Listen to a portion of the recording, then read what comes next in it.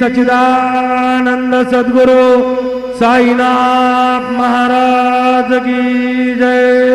हरे ओम ब्राह्मणोऽस्य मुखमासीद् बाहुराजन्यः कृतः ऊरुदशद्वैषः पदव्याकुशूद्रो अजायत धूपमाघ्रापयामि चंद्रमा अप्स्वन्दरा सुपर्णो धावते देवी रयिं विशङ्गं बहुलं पुरुस्पृहको हरिरेति कणिक्रदत दीपं दर्शयामि धूपदीपान्तेन महानैवेद्यं निवेदयामि।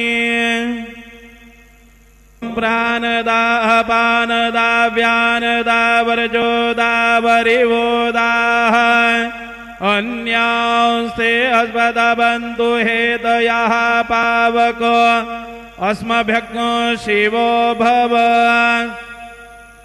चतुरस्रमण्डलं कृत्वा तदुपरि नैवेद्यपात्रं निधाय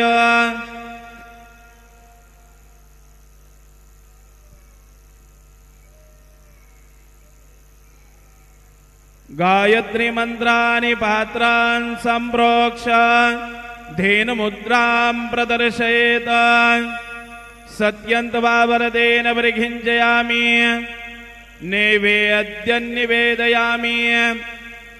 ओम प्राणाय स्वाहा ओम अपानाय स्वाहा ओम व्यानाय स्वाहा ओम उदानाय स्वाहा ओम समानाय स्वाहा ओम ब्रह्मणे नमः।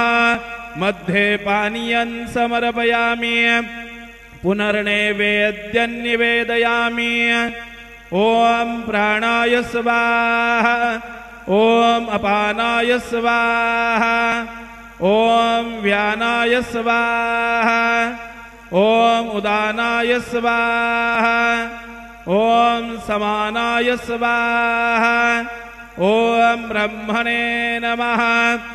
नैवेद्यं समर्पयामि हस्तप्रक्षालनं समर्पयामि मुख प्रक्षालनं समर्पयामि। सद्गुरु साईनाथ देवताभ्यो नमः। चरणकमले प्रार्थना पूर्वक नमस्कारं करोमि।